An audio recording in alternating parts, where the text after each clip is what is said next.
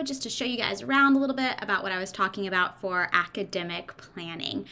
So as you saw on the flyer, I have several different tabs open. I am going to do mine digitally. However, obviously you have a choice on how you do yours. This is just one of the ways to do this.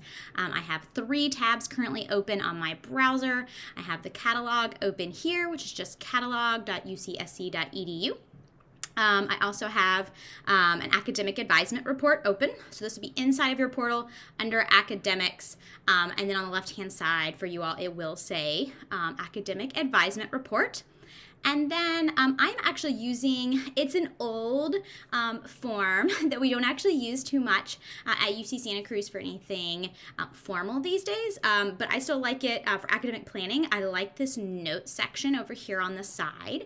I think it's really handy to have that, and it's just kind of an easy thing for me to have open as a tab. You may want to use a Google Doc or a Google spreadsheet, or maybe just some good old-fashioned pen and paper. I personally really like the idea of using Post-its, kind of writing all the classes down on Post-its, maybe using a wall or something to move those around. But again, anything like that works, anywhere you can kind of take notes and kind of start making your plan. So we are going to start in the catalog. So because you are first-year students and you came in in fall of 2020, we are actually going to click on the 2021 catalog. This is where all of your information, your contract with the university is. Inside of that, to be able to go and look at majors, you're going to go into academic programs. If you are, try clicking that again, if you're not sure which major to pursue yet, this next page we're going to look at is actually fabulous for that. It lists out every single major and all kinds of information about that major. So this would definitely be a good place to come. While that is loading, actually, there it goes. Okay, I was about to switch pages. We'll click on a major. I'm going to do, let's see, I'll do Bio BS. So again, this is just an example. This would work for any major. And as I said on the flyer, the main thing you'll want to start out with is looking at those major qualification courses, right? Really making sure you're focusing on declaring. And so that's what we're going to be looking at on this page here. As you'll see in the catalog, there are 2 different tabs here that you're able to go back and forth between. This information and policies one actually does exactly what it says it does. It has information and policies, and then the requirements and planners has the requirements and the planners on there. So we will be starting with the information and policies. And so what you want to do is you want to scroll down. Obviously, you can read all of this fabulous, great information about the major. But what we actually want to come down is down here to the major qualification things. Okay, so here you can see a list of all of the classes that you need to be able to declare Bio BS. We just want to read everything it says on here. Right? To qualify for any of these majors, students must pass the grade of C or better in the following courses or their equivalents. So we're going to look down in here and look at these classes. So currently we're seeing that it's Math 11A or Math 19A. And all of the following of these classes, so Chem 1A, Chem 1B, Chem 1C, Chem 8A, Bio 20A, Bio E 20B, and one of the following courses here. Okay, you can also continue to review all of those with non-pass policies and things, but overall, this is what we want to focus on for right now. So let's go over into our academic planning form. It's actually great if you go ahead and start with what you're in this fall, right? So you're in Crown 1. If I was a Bio BS major, let's say I was in Math 11A, and then I took Feminist 1, right, as my schedule. So this is my schedule here. Then what we want to do is look at these next requirements and see what ones I can take next. Oh, excuse me, I clicked on the wrong tab.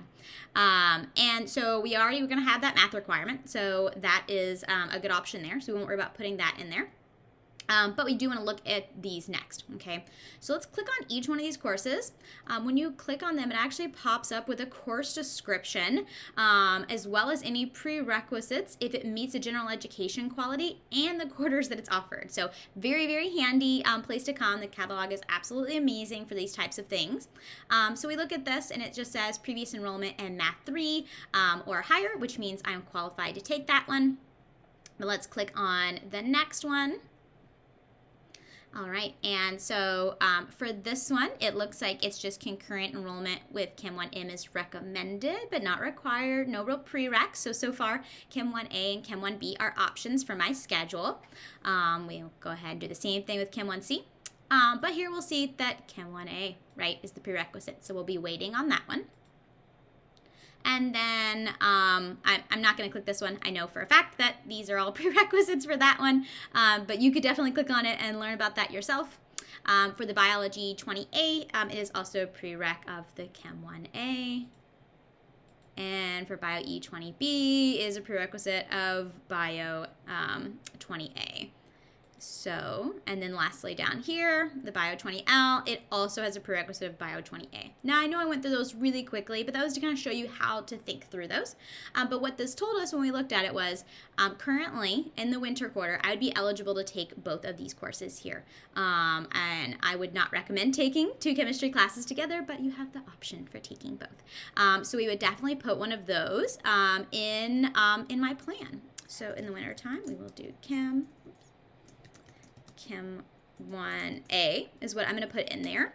And then, again, because I really wouldn't recommend taking 2 chemistry classes side by side, that just tends to get a little messy, having 2 really similar classes in the same quarter. I would not want to fill that in there, okay? So then we'll go ahead and place Chem 1B in the spring. We can look at Chem 1C in the fall. And then the Chem 8A in the winter time, okay? So again, these don't have to be taken in this exact order, but this is one of the orders that would work. And as we mentioned in the flyer, you do have to declare you want to have all your classes done for declaring by the end of your winter quarter here, by the end of your 5th quarter, to be able to declare in the spring. We'll actually put a note over here, declare at beginning. That is not how you spell beginning. Start of the 6th quarter. This is a lot of pressure when you're recording yourself typing live for everybody. So anyway, so we have those classes in there. One of the ones we knew that we also need to take is that Bio 20A, but it had a requirement of the Chem 1A, so I'm just going to put that in the spring. And then the Bio E20B had a prerequisite of the Bio L20A. So many letters and numbers. Eventually, some of them will start to make sense to you, and sometimes they still won't. And then with this one, you can also take that Bio 20L.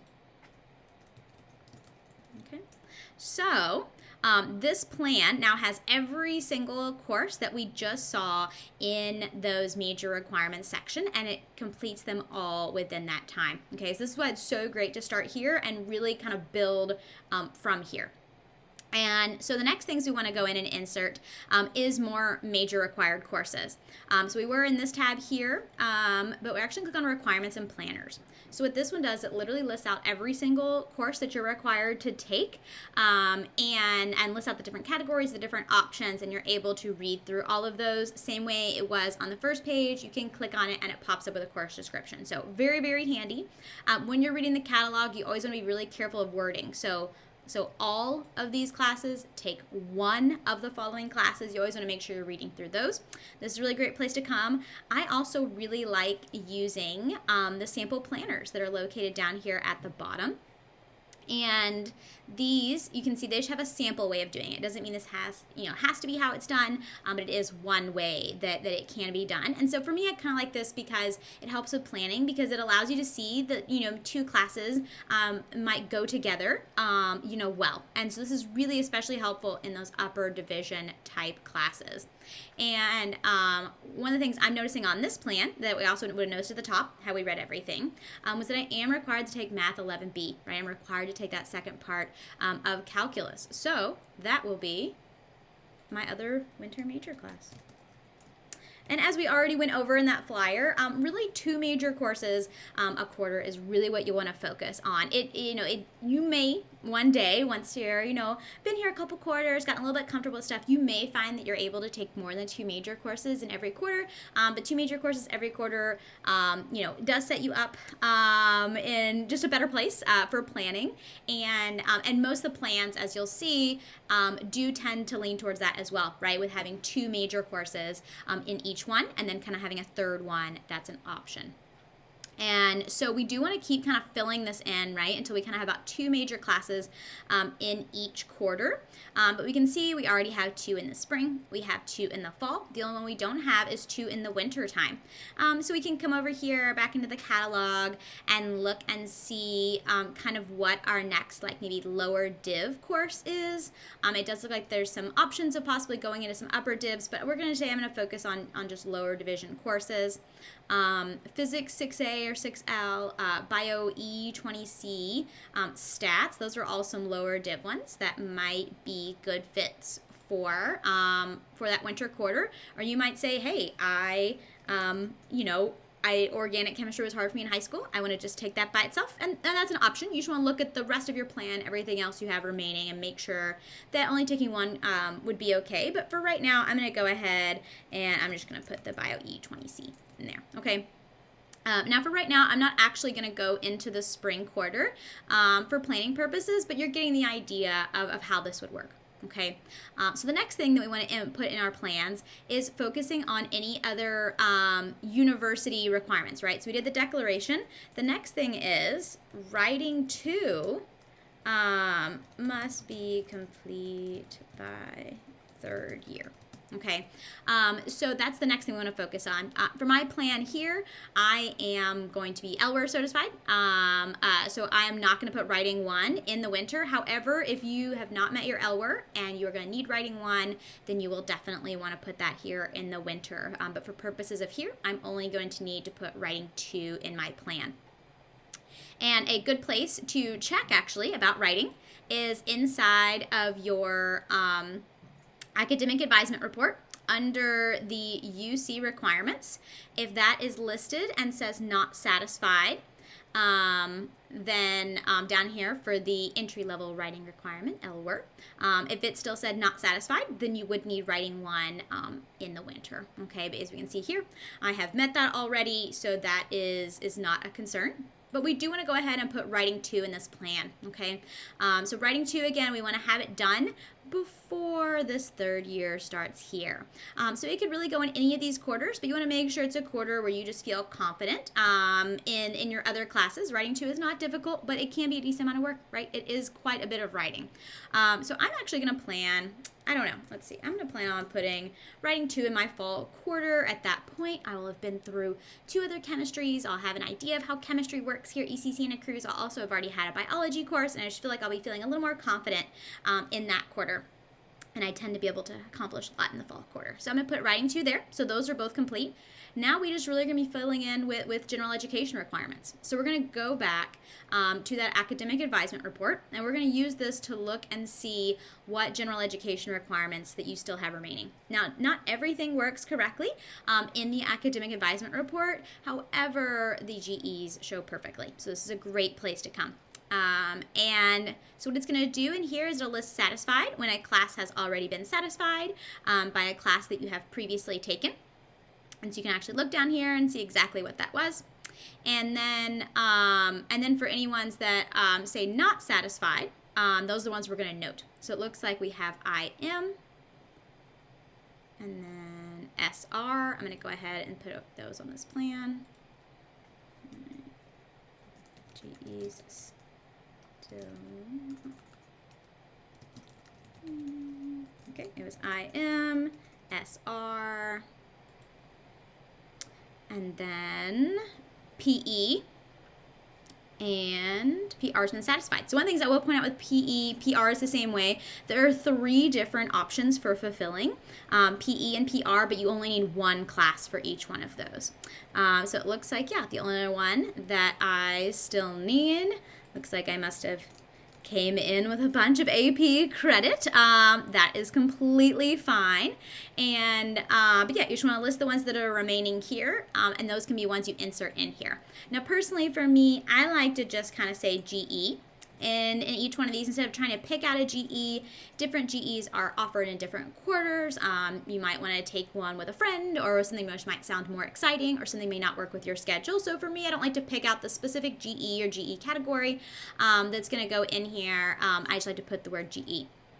Now, something I do want to point out that I just thought about is another reason to really go through the catalog and click on every single one of your requirements is because you do want to check and see if anything that you have for your major that is going to meet the GE category. That can happen. So one of the things we're seeing here is that stats is a requirement for my bio-BS major, and that meets that general education code, okay? And so we can note over here on our form, I'm going to say like will be met in, or you can do, with stat 5, something like that, right? Or will be met in major courses, but basically as long as you take all your major classes, that GE will be met. So currently, I have a plan for up through next winter that lets me complete my writing requirement by my 3rd year. It allows me to declare on time. It uses prerequisites, and I have all of those in order there, and actually incorporates the 2 GEs I have remaining. So that brings us to the last thing, which is just electives, right? We're already seeing we have a gap here. I would not recommend taking a 3rd major class. So it looks like I'm going to have some room in my schedule. I might want to start thinking about a minor or studying abroad or maybe something else I'm interested. If I'm a bio-BS major, maybe I'm interested in some kind of research or maybe some kind of graduate or professional school, med school or something, and maybe I want to build on those, right? Maybe I have interest in doing, a certain type of research, and so if you add on this minor, that might be helpful. Or maybe I want to go in and be a maybe am I looking at med school? Maybe I would take something like, some extra, it's like psychology classes, things like that, that'll be on the MCAT, things that'll be helpful for that, help me get to know about working with patients and things. Or it could just be something fun, like maybe you've always wanted to do a minor in a foreign language, or I just am really digging my feminist studies class and I want to do a minor in feminist studies. There's a lot of great ways to kind of be filling in those quarters. So you don't always have to worry about those, but it's definitely something you can start thinking about. So I hope this was helpful. I know this is a lot of information. / Cassie also just messaged me. She is a mural advisor during this. Unfortunately, that popped up during here. Apologies for that. But I know this is kind of quick, but I hope this is helpful and allows you to kind of start thinking through your plan and being able to make a great plan for your upcoming winter quarter.